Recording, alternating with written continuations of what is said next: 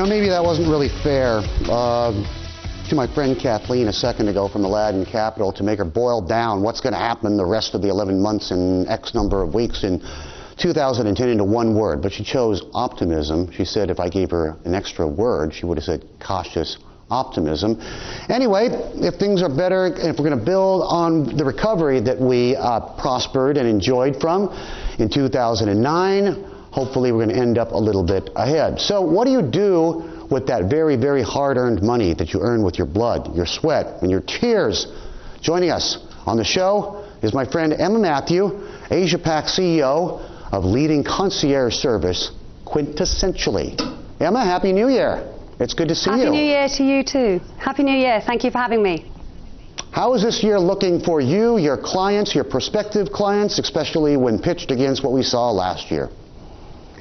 Certainly, for this year is an exciting time for us. When we're looking at the travel trends that are coming through, a lot of our members are focusing on experiences. They are still traveling, but the traditional way of traveling, going to sort of resorts and staying and chilling on beaches, our members are going to more safaris. Maybe instead of going to Kenya and South Africa, they're going to Namibia and Botswana.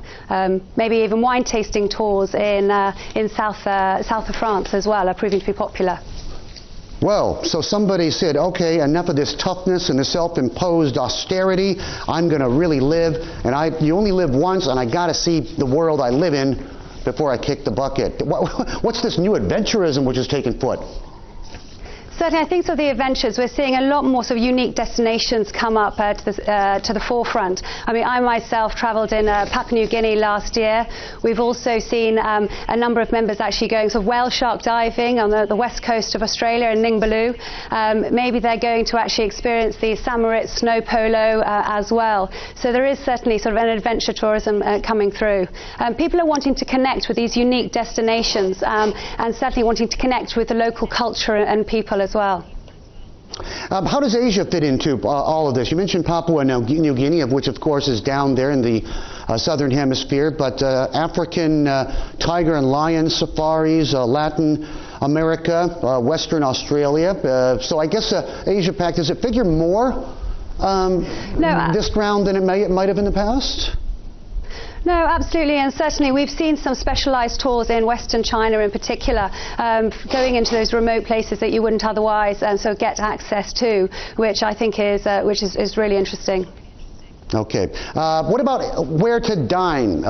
We just had our second Michelin Macau Hong Kong guide issued right leading up to the holidays. Are people still aiming for as many stars, or is there a new rediscovery of comfort food, the basics, simple, low ingredients, but high on simple pleasures? What kind of feedback are you getting? I find the dining trends absolutely fascinating to watch, and in particular, sort of a phrase I like to use is edutainment, where we have a lot of our members now requesting for private kitchens. Maybe they're more interested in molecular dining. I mean, you look at the latest trend in Japan, trying the poisonous blowfish. Closer to home, you know, the Kruger at the Mandarin Oriental in Hong Kong. You know, Uwe there is the executive chef, is great about creating an experience for the guests, and they're able to watch the food being served and prepared obviously in front of them. The rock in the Six Senses in Koh Samui is also a wonderful outdoor experience. So molecular gastronomy is still in. I know Uwe Opachensky very, very well. I have to admit, to the uninitiated, it can be disturbing because what looks like vanilla ice cream will taste like something completely different. It should be sweet, but instead it's savory. It should be sour, but instead it is uber sweet. It's amazing. It's like a reversal of DNA as it applies to the kitchen. That's still in vogue. I thought that was a fad that was like long gone. No, not at all, and I think it really is still very much developing, and people enjoy the different experiences. We've also seen people enjoying going to restaurants where there's actually no light, so it's actually pitch black, so they're actually being served blindfolded, which really accentuates the different tastes and smells that you have when you are dining. Let's talk a little bit about the places you want to be seen at, to see and be seen. Now, we're not talking about the Oscars, are we, in this case, or the Kodak Theater? What are we talking about, Emma? No. Absolutely. I mean, the places that are coming up, certainly we've got the World Cup coming up in South Africa is an obvious choice. In Dubai, with the World Cup horse racing. Closer to home in Hong Kong, we've got the Asian Film Awards coming up in March, which are three great places to go be seen. Okay. The Asian Film Awards here in Hong Kong. Is it a surprise that it makes the top 5 there, or is it because you have a very, very large contingent here in Hong Kong, or is Hong Kong's film industry coming into its own being once again? I think your last comment's absolutely right, Benny, is that we're really seeing it grow, and sort of, it's being run very efficiently. We work very closely in partnership with the Asian Film Awards, and I think it's growing in strength year on year. And any Grand Prix, take your pick. People aren't too selective. I thought that there was a lot of sponsorship being pulled, and a lot of big names in racing are no more in Formula One. I would have thought that was a little bit passé and a little bit low octane right now. No, I mean, still though we're seeing an increase with our membership base. I mean, latest in Abu Dhabi or Shanghai or Singapore, our members continually want to go to these places and to be seen, but also to experience this sort of high level adrenaline that's associated with those races. Okay, finally, Emma, the top 5 must-haves in 2010. The number 1 item, a little bit of shameless promotion on your part, if I may say so myself.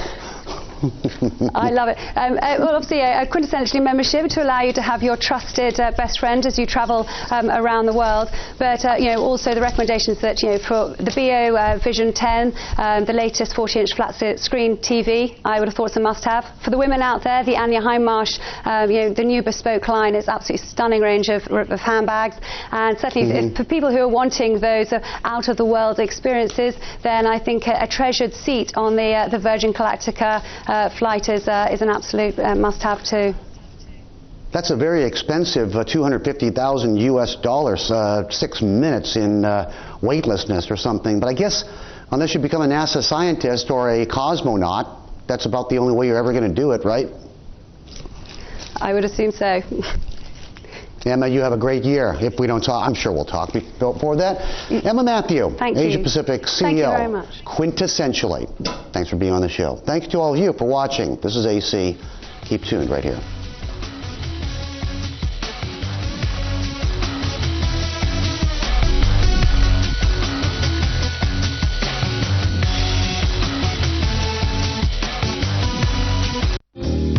Asia Confidential was brought to you by BNP Paribas, the bank for a changing world. This January, for Mom and Dad, it's a trip down memory lane. It will be a real thrill. And for the kids, a journey back in time. Wow! It's amazing! This average family will live through the 70s. We've really spent time round the table as a family. 80s. This was technology that I was awestruck by 20 years ago. And 90s. This is much nicer than the 80s. Electric Dreams, coming in January to history.